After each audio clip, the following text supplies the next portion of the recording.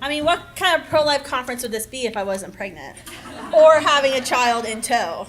I did speak one time, and I had my third son in his baby Bjorn, and one of our students actually thought it was like a fake baby. I said, this wasn't a weird sex ed class. It was a real baby. It was my baby. Thank you all for having me. I'm so excited to be here today in Portland. The Pacific Northwest is one of my favorite places to visit when I travel, and I'll actually be in Seattle next week for our Students for Life Regional Leadership Summit. So it's an honor to be here, and I'm very excited. Liberty has done great work across the state, so it's exciting to see you all and hear what you guys are up to. I wanted to start off with a quick story today about a few kids in Germany.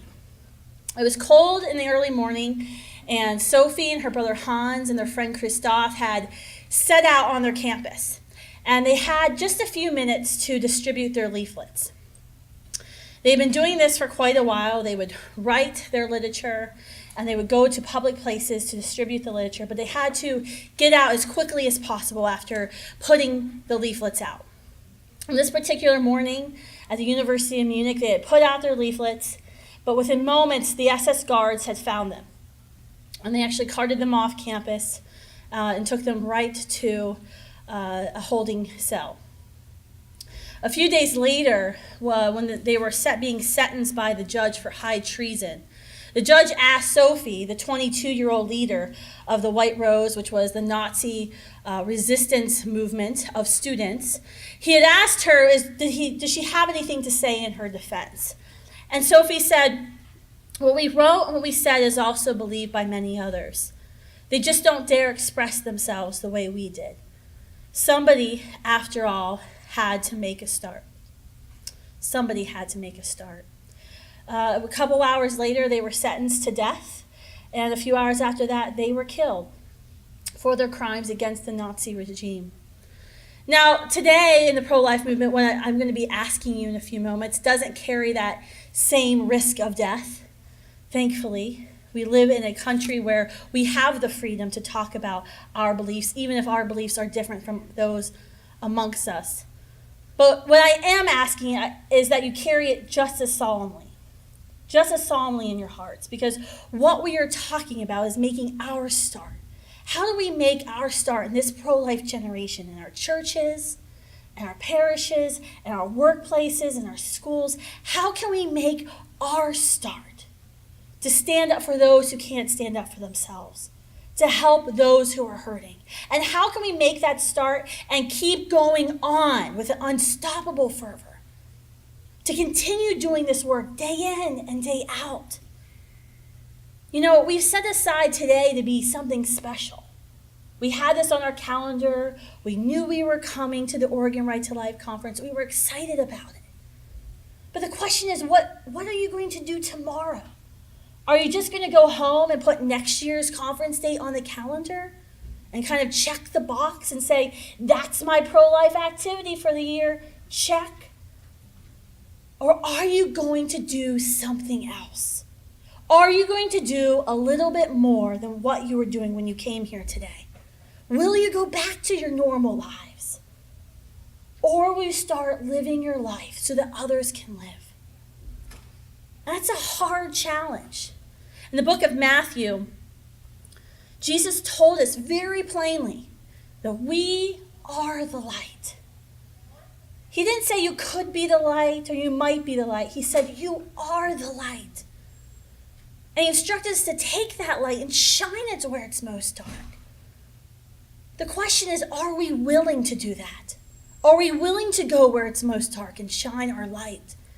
Our light of truth and hope and justice and love? Or are we just going to check the box, make an occasional appearance on the field, but spend most of our time in the sidelines? What are we going to do? 8.5 years ago, I was asked to become the first full-time employee of this little known, even lesser known than today, organization called Students for Life.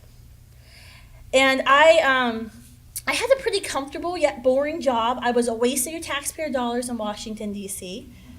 I worked for the government, but it was a 9-to-5 job. I had great benefits, wonderful health care. They paid for my parking every day. I had a very comfortable job, and then some friends came up to me and said, we're trying to start something new. We want to go onto the offensive on college campuses because that's where the other side is.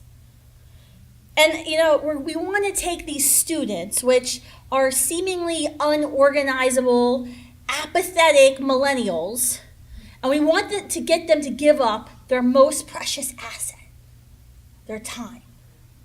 And in spite of their all-night video game parties and their sorority events and their work-study hours, we want them to give up their time for others.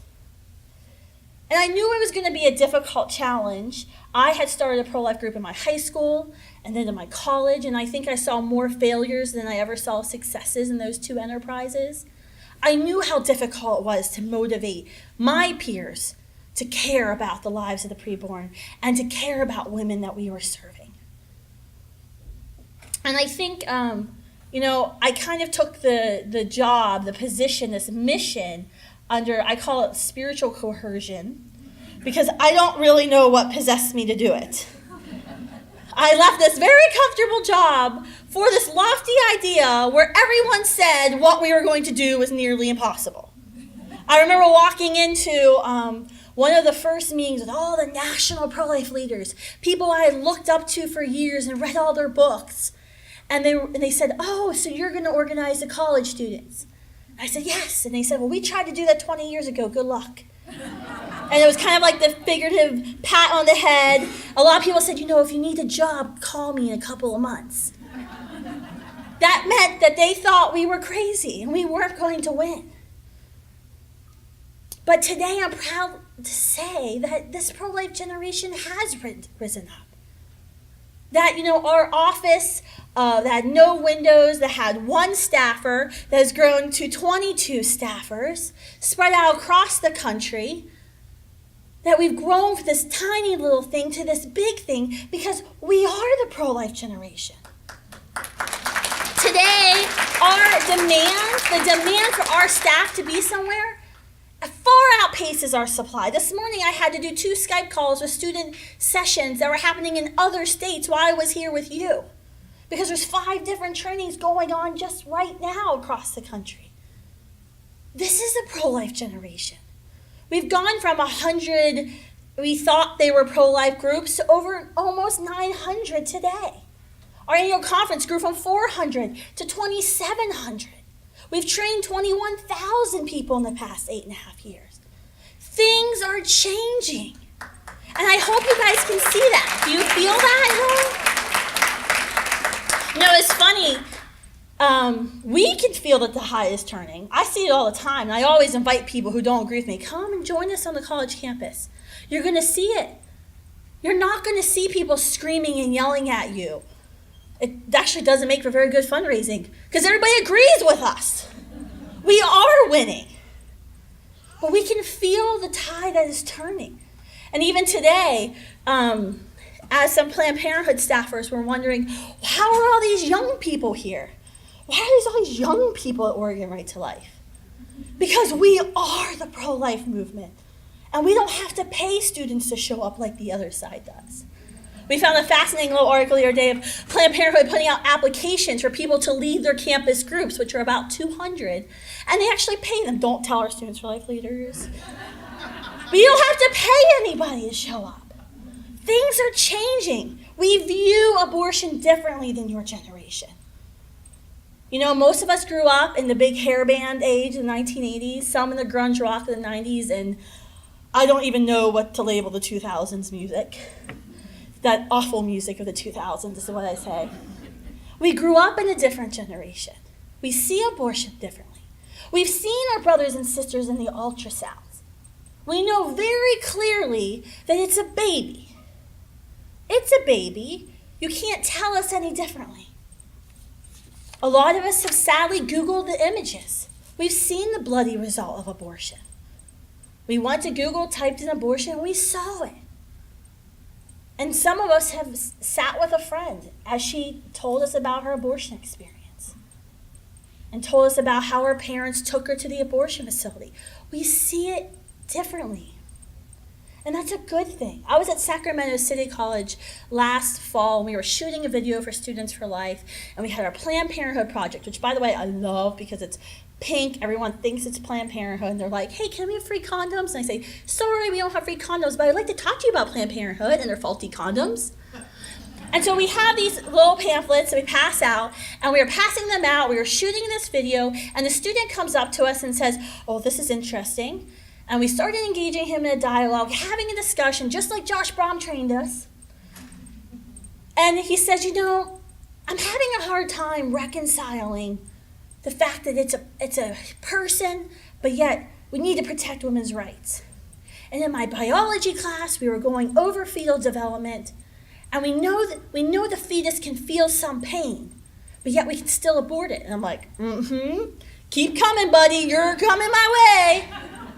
And then he says, but my dad runs the abortion facility. And you think about it, and I was like, oh my goodness, this kid's going to school, his education, his house, his car, everything he has. His dad runs the late-term Planned Parenthood abortion facility in Sacramento. His whole life has come from abortion.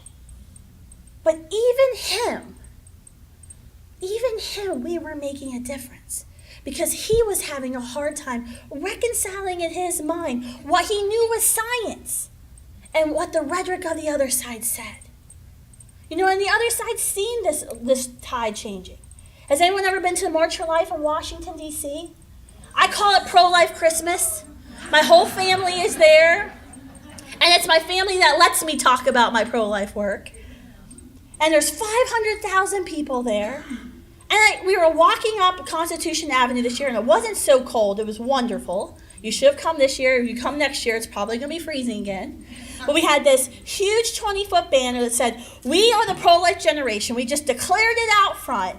We snuck into the front of the March for Life so all the New York Times and Washington Post photos would have that image. And I couldn't help but think, what is Planned Parenthood thinking right now? They have very swanky offices in Washington, D.C., with very nice espresso machines, I'm sure, and they're drinking their coffee, they're staying warm, but literally what they were witnessing is that their target generation has slipped away. Because out of that 500,000 group, at least 3/4 were pro-life young people. That's their audience. That's their audience at the March for Life in Washington, the largest social mobilization our nation has every single year. When Nancy Keenan, the former president of NARAL Pro-Choice America, resigned 2 years ago, she specifically cited the lack of leadership, young leadership in the pro-abortion movement, as a reason why she was retiring. She said she had to step out of the way so the other young women could come behind her. They're seeing it. 2 years ago, for the 40th anniversary of Roe versus Wade and Doe versus Bolton, those decisions which legalized abortion, Time magazine had the best cover I've ever seen. I have it framed in my office. And it says, 40 years ago, abortion rights activists won their greatest victory. ... But they've been losing ever since. What an awesome cover. They know we're losing. They've seen it. Now, I know there's some pessimists who are here today and are like, yeah, right, Kristan, we live in Oregon, and I've been coming to this conference since before your parents were conceived. My parents are older than that. And yes, you're young and you're a little whippersnapper, but you're just trying to encourage me. I have some statistics for you. Just for the pessimists, because I know you're out there. There's some like me out here. Read Planned Parenthood's own internal strategy memos. Read their own memos where they've now told their affiliates not to use the word pro-choice. Why? Because pro-choice is too associated with the word abortion. Abortion pulls negatively. When you tell millennials the word abortion, the top of the line response they have over majority is sad, killing, death. Abortion itself is a negative word. So pro-choice has been labeled itself as a negative word. Planned Parenthood can't even say what it does. That is winning. Review the statistics. Look at the statistics. My friends at Operation Rescue, every year they put out a list of all the abortion facilities in the country that shut down over the course of the years. Today, right now, we are experienced a 73% decline in overall numbers of abortion facilities, down to the highest point in 1991 or 92. There were over 73 abortion facilities that actually shut down in 2014. They simply can't make a profit. And we all know that's why they exist. Read the Huffington Post. Anyone here read the Huffington Post? The Portlander I was sitting next to on the plane was reading it yesterday. Read the Huffington Post. Read their exasperated articles of they don't understand how 200 pieces of pro-life legislation could have passed in the past 3 years. That's more legislation, pro-life legislation that's passed than the 10 years previously. Thank you, Barack Obama, for that. Because people's wised up and said we can't rely on Washington, D.C. We're going to pass the legislation in our state. Pro-life legislation is sweeping our country. The majority of state legislatures are pro-life. The majority of governors are pro-life. And they say, I don't want that in my state. I don't want to deal with abortion in my state. Look at the polls, Gallup polls, which show that our country is majority pro-life, and that more than 75% of Americans agree that common sense restrictions on abortion should be passed. Restrictions like parental notification, fetal pain laws. Majority of Americans, even if they are not willing to say they're pro-life, they say, oh yeah, that's bad. There's something wrong with that. The latest polls on millennials are shocking. 68% of millennials polled in January that they're morally opposed to abortion. You have a problem when you can't get young people on your side. Historically, the pro-abortion movement has always relied on young people to tilt the scales, to tilt the polls, because they know as they grow up, they get married, they have kids, they become more conservative on their views of abortion. So they have this generational offsetting that happens. So they need the young people there. What happens when you don't have the young people? You don't have the majority. But our work isn't done just yet. There's more work we have to do. We are kicking their butt on the campuses, yes. And there's more kicking we have to do. But abortions still happen. They're still happening here in Oregon, despite your drastic drop in numbers this year. Women are still being targeted by the abortion industry. Our teens are being sucked into a cycle by Planned Parenthood. But we know what that cycle is, especially in Oregon. There's a cycle going on. We have to stop it. So, bossy Kristan Hawkins is here to tell you what we can do. If you know me well, you'll be laughing even harder. First, look, I love the list people. Look, the list people are out. They're making their lists. I love list people. First, start by telling your stories. And this is the easy one. I'm gradually getting harder. All of us have a story about abortion. Now, I am not a Josh Braun. Josh has come and trained our staff. We bring Josh to our trainings with our students, but I stink at on-campus dialogue because this is how a conversation goes with me. What do you mean you're not saying it's a baby? How could you say it's not a person? Look at this picture. Don't invite me to do dialogue on the campus because I see things in black and white. It's very easy. I'm a black and white person, and I'm not a patient person if you know me either. I am bossy and impatient. Look, I have a former staffer, Lucy Singer. She can't even keep a straight face. I am not a patient person. So if you can't see it my way, I'm like, you're an idiot. I'm walking away. That's the wrong approach. Listen to Josh Braun. He converts more people on campus than I do. But we all have a story we can tell. And those stories are way more powerful than the statistics. Look at how the pro-abortion movement came to power. They started taking stories of a woman who was in a crisis situation, tragically tried to end the life of her child, and then died. And they pointed to that one woman and said, see, This is why we need legal abortion. They didn't look at the statistics. They didn't talk about how abortion was going to be bad for women, how there really weren't that many back alley abortions happening. They used the story of one person, and they kept adding to that. And our nation legalized abortion and it's taken over 50 million lives. One story. And we have that story. I can argue with people all day about statistics, and they'll say, you're lying. I'm like, no, it's right here. Go to Google. It's right here. Go to Google. But if I say a story of, this is how abortion has affected me. I know someone who had an abortion, and let me tell you her story. I heard someone from Silent No More speak, and let me tell you what she said abortion did to her. That's going to mean more to that person than anything else you can say, because you're being authentic, you're being genuine, you're being real. We published a book a couple years at Students for Life called Courageous. And you can go online, I think it's courageousthebook.com. You can download the first chapter for free. That first chapter is so important because it's a story of my friend Rebecca. She went to a Christian college, was date raped, became pregnant, always thought of herself as a Christian, pro-life, was going to have an abortion. It was a horrendous story. She was being abused by this man. She was ashamed of what had happened. And it wasn't until a girl in her dorm room saw her crying and said, what's going on? And Rebecca just unloaded and told her what had happened. And the girl in the dorm room, who wasn't even her friend, who just happened to know her, they saw each other in the hallways, said, you don't have to have an abortion. Let me call my mom. She works at a pregnancy center. We'll call your parents together.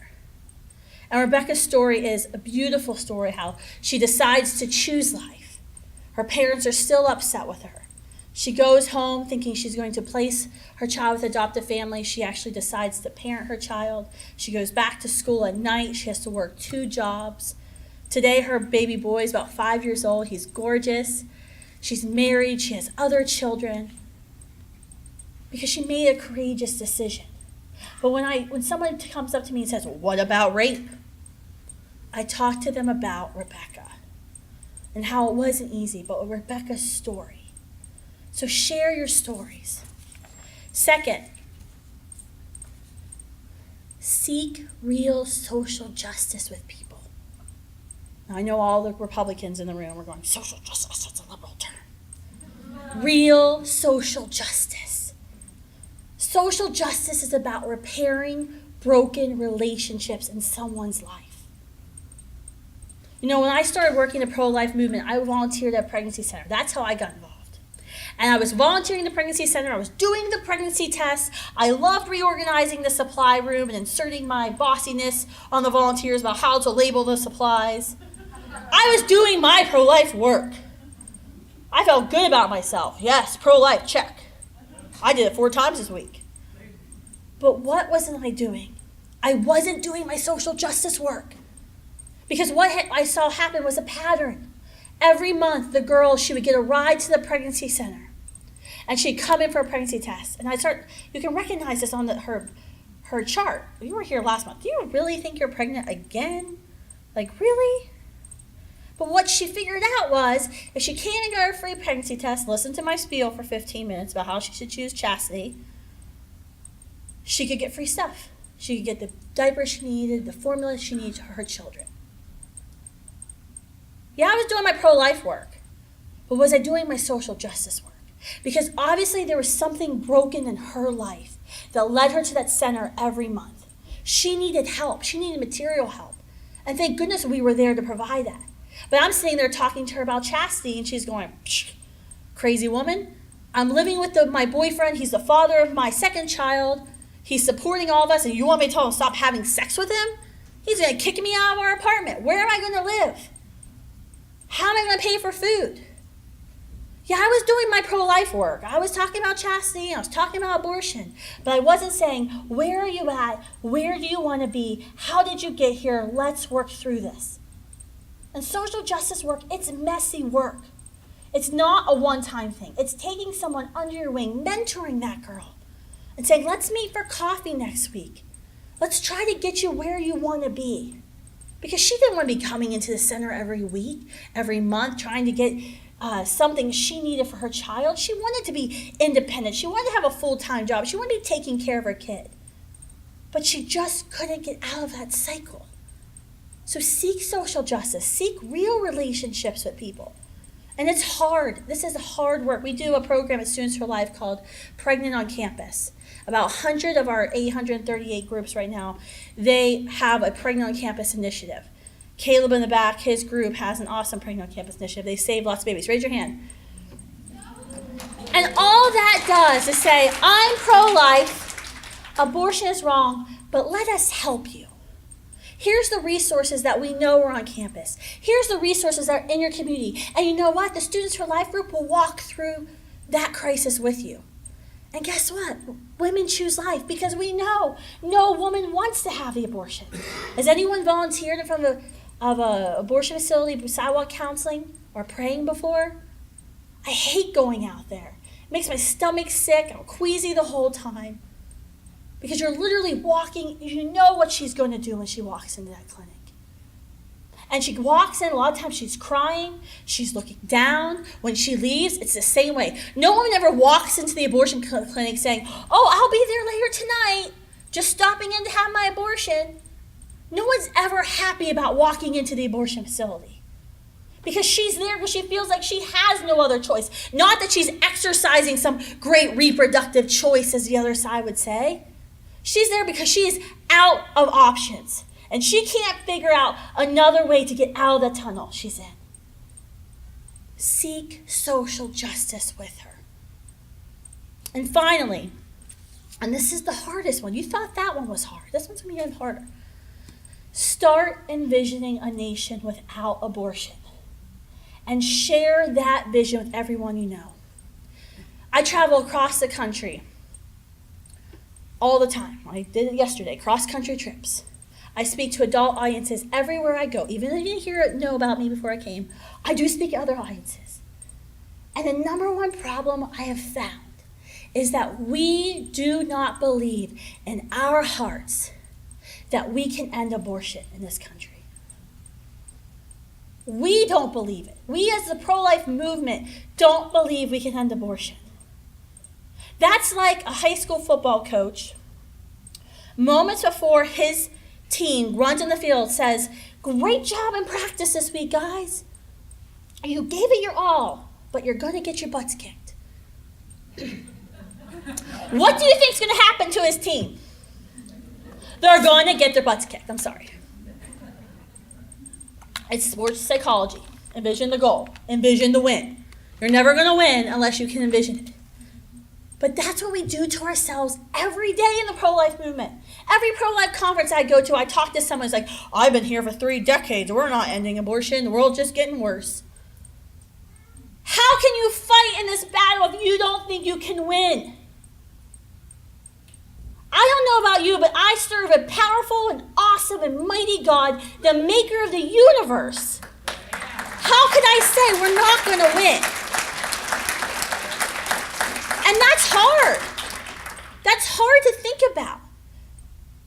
Can we make this work? Can we live in a country that respects life again? And it's something we have to challenge ourselves when we've had a bad day, when we've been out in front of the abortion facility and she didn't stop to talk to us. Or if we were counseling that girl at the Pregnancy Help Center and we thought she was going to choose life and she doesn't. We have to constantly remind ourselves, we can do this. We can have first world country without legal abortion. They exist. And they actually have better maternal mortality rates in our nation, which has one of the most extreme abortion laws. We can be a first world nation without abortion. But we have to believe it in our hearts. And we see this time and time again. I mentioned that poll earlier where 68% of millennials, people my age and younger, thought abortion was morally wrong. You want to see the gap? Only 50% said it should be illegal. And that's the highest I've ever seen it. That was actually a big victory. Most of the time, that number's down in the low 40s. You'll have 65% say, oh, I'm morally opposed to abortion. And then it'll be about 43% saying, but I still, I guess, well, yeah, let's make it illegal. And you have this huge gap. And it's like, well, if you think it's morally wrong, how could you say it should be legal. Why is 60% of millennials still saying abortion should be illegal? Because they can't see it in their mind. They literally don't know what it looks like. They bought into the rhetoric of Planned Parenthood. And you know where this is the worst? Our churches. Now, I've come here today and I had a message to give you, but I have to add in a little Oregon-specific plug. Our churches. We as Christians do not believe that ending abortion is possible. We don't talk about it from our pulpits. Our pastors don't know how to talk about it. They're afraid to talk about it. But we as Christians aren't even paying the vision. How are we going to end abortion if we're not talking about it? There's a university here in Oregon, George Fox University. We can't do anything in George Fox University, even though we have a Students for Life group. Why? Because that will trigger women. It will hurt women who've had abortion, so therefore you can't talk about abortion. That doesn't make any sense. If we're pro-life and we love women, we have to tell them the truth. Now, we can tell them the truth without being jerks. We can tell the truth in love, but we have to tell the truth. How are we going to stop abortion in our church if our own schools, who are Christian schools, won't let us talk about abortion? That's a big problem, folks. And that's right here in your backyard. What are we going to do? And really what I think the problem is the same thing, is they don't think ending abortion is possible. So they just want to cover it up as much as they can. We can end abortion. You have to envision it in your mind and talk about it with everyone you know. When I interview people for jobs as Students for Life, I always ask them, what are you going to do after we end abortion? And they're like, huh? I'm like, well, what's your job? How are you going to make money? I'm like, have you ever thought about it?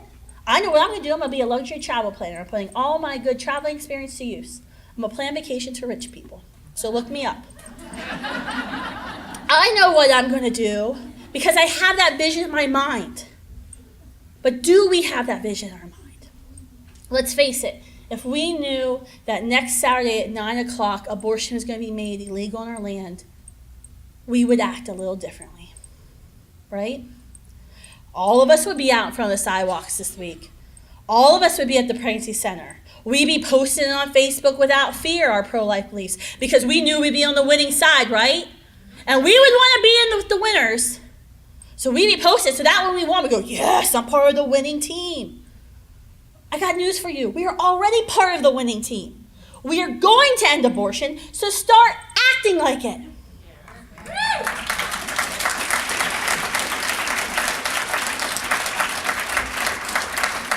Men and women, today is your day to decide. You've been here, you've learned a lot. You know what you need to do. Bossy Kristan has given your marching orders, but it's time for you to decide in your hearts. Are you going to rise up out of your pews, out of your school desks, out of your computer chairs, and you're going to do something a little bit more? Are you going to make your start? Are you going to act like Sophie, Hans, and Christoph, who did everything they could? Everything they could, and they gave it all for those who couldn't speak for themselves. Now is your time to decide. Because today, tomorrow, the next day, babies are going to die and women are going to be wounded, and Planned Parenthood and their allies are going to be making money off of them. Today is your day to decide because you were chosen and you were called for this. Thank you.